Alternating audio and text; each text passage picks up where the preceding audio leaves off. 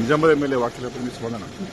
ఏదైతే హైదరాబాద్ నగరంలో ఉన్న ప్రజల మీద ఎమ్మెల్యేలు మంత్రులు ఏ రకంగా మాట్లాడుతున్నారంటే, ఈ రాష్ట్రము తెలంగాణ రాష్ట్రం 10 ఏళ్ళు అయింది ఏర్పడి, ఇప్పటివరకు కూడా ఏ చిన్న సంఘటన జరగకుండా కేసీఆర్ నాయకత్వంలో హైదరాబాద్ ప్రజలను కంటి రూపాయల కాపాడుతున్నారు.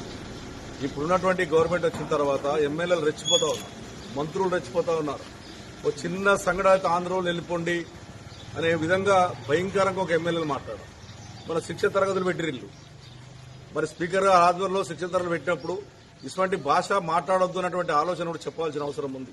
బీజేపీ కాంగ్రెస్ ఒకటై ఆ రోజున ఆ రకమైనటువంటి శిక్షణ తరగతి పెట్టి సాగరిస్తా ఉన్నారు. ఇవాళ ఆందోళన తెలిపండి ఇది ఉండొద్దు అని ఒక లాయరు, ఒక అతను, అదేవిధంగా ఒక ఎమ్మెల్యే, అదే ఒక మంత్రి ఏం కంట్రిబ్యూషన్ ఉన్నది సినిమా వాళ్ళది అన్నటువంటి మాటలు మాట్లాడడం నేను ఒకటే కోరుతా ఉన్నాను. ఇక్కడ హైదరాబాద్ నగరానికి సినిమా ఫీల్డ్ తెచ్చిందే చెన్నారెడ్డి గారు ముఖ్యమంత్రి 1989లో. చాలా మంది తెలియదు. ఆయన అందరినీ రిక్వెస్ట్ చేసి హైదరాబాద్ నగరాన్ని రండి, తమిళనాడు నుంచి రండి అని చెప్పి హైదరాబాద్ నగరం సినిమా ఫీల్డ్ తేవడం వల్ల కొన్ని లక్షల మంది అలా సినిమా హీరోల కన్నా సినిమా కింద పనిచేసేటటువంటి యంత్రాంగం ఏందో కొన్ని లక్షల మంది హైదరాబాద్ నగరంలో జీవిస్తా ఉన్నారు. అసలు వాళ్ళని పొమ్మనే అధికారం నువ్వు ఎవడరాను అని అడుగుతా ఉన్నాను. మీ అధికారం ఇటువంటి మాటలు మాట్లాడితే బిడ్డ ఎవడైనా సరే ఇది హైదరాబాద్ లో తిరగనీయం. హైదరాబాద్ ప్రాపర్ మాది.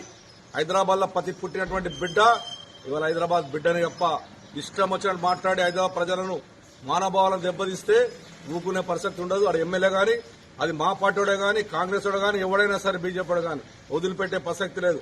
మా ప్రాంత ప్రజలను ఎవడన్నా ఏమనంటే ఒక శాసనసభ్యునిగా హైదరాబాద్ లో తిరగని అని చెప్పి ఈ సందర్భంగా తెలియజేస్తా ఉన్నారు. మార్చుకోండి.